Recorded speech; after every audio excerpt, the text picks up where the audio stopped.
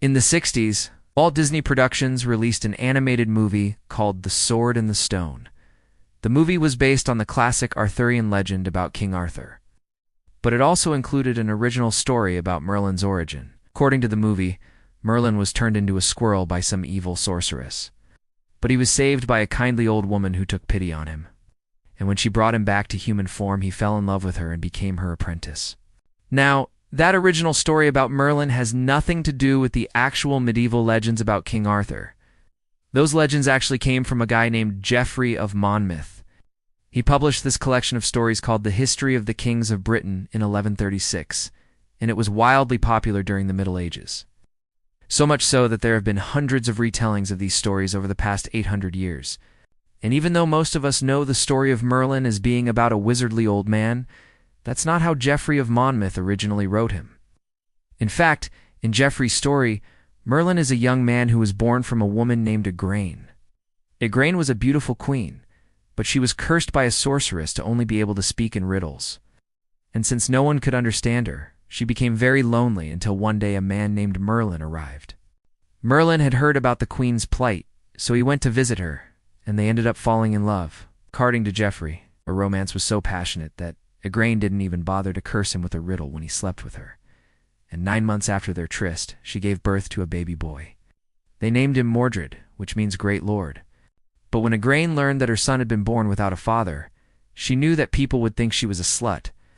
So she hid the baby in a wood near the castle and left him to die. But luckily for Mordred, a knight named Sir Ector found him and took him back to the kingdom. Then everyone agreed that Sir Ector and his wife would raise the child as their own.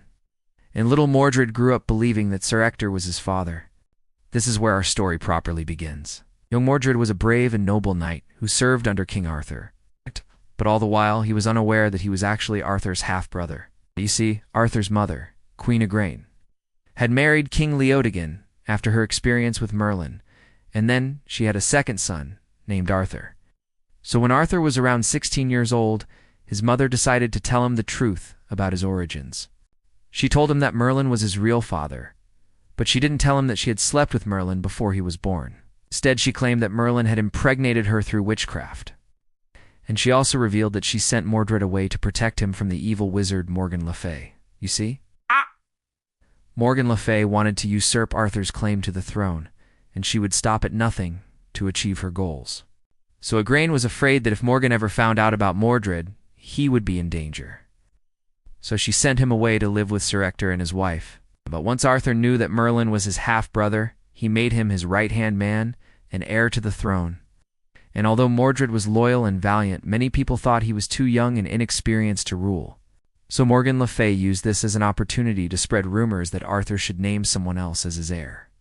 And her plan almost worked too. But just before Arthur was about to make his decision, Merlin showed up to advise his son. And although Arthur still wasn't sure if he trusted Merlin, he listened to what he had to say. And in the end, Merlin convinced him to name Mordred as his heir. But even though he was happy to hear that he would one day become king, Mordred was still troubled by his past.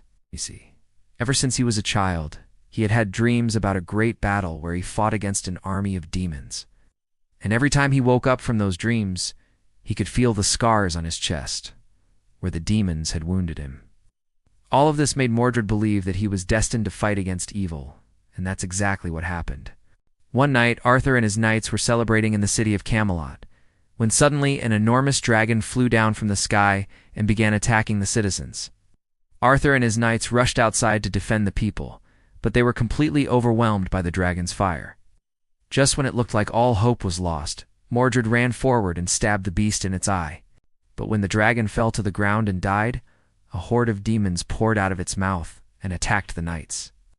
Mordred fought bravely, but he was wounded several times by the demons' sharp claws and swords. Yet somehow he managed to survive the battle. The next morning, Arthur was furious to learn that his knights had lost to a dragon, and his wrath fell especially hard on Mordred. You see, Arthur had been prophesied to be betrayed by his own son, and now his son had proven himself unworthy of his trust. Now, despite being innocent, Mordred knew that Arthur would never listen to his side of the story. So he fled to the forest with a few loyal knights. There he met up with Merlin, who was already aware of what had happened. and Merlin told Mordred that he knew a cave where he could hide and recover from his wounds. But when Mordred arrived at the cave, he was shocked to see an old hag tending to a fire inside. Merlin introduced them as his sister, Morgan Le Fay, and although Mordred was suspicious of her, he allowed her to heal his wounds. Then Merlin warned Mordred that if he stayed in the cave any longer, Morgan might put a spell on him and turn him against his father. So Mordred thanked her for her kindness and went back to his own knights. But as soon as he did, Morgan cast a spell on Merlin, which transformed him into an old donkey.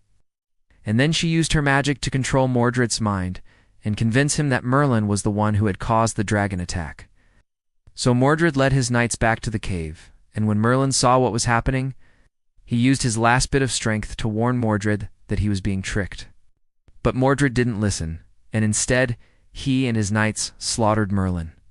After that, Morgan rewarded Mordred by turning his donkey back into Merlin and making him immortal. And then together, they plotted to take over Britain. After hearing this, Arthur was furious, and he and his knights rode as fast as they could to the cave. But by the time they arrived, Merlin and Morgan were gone. However, Arthur found Mordred and his knights, and the two armies clashed in a great battle. In the end, both Arthur and Mordred were mortally wounded, but before he died, Mordred revealed that Arthur had actually been right all along. He had never intended to betray him, and he confessed that everything had been Morgan's idea. Arthur was deeply saddened to hear this, and he spent his final moments begging Mordred for forgiveness. Then Arthur died, and Mordred's soul was sent to Hell, where he spent the rest of eternity suffering. And that's why. Now, if you want to hear another myth about a powerful wizard, click the video on screen now.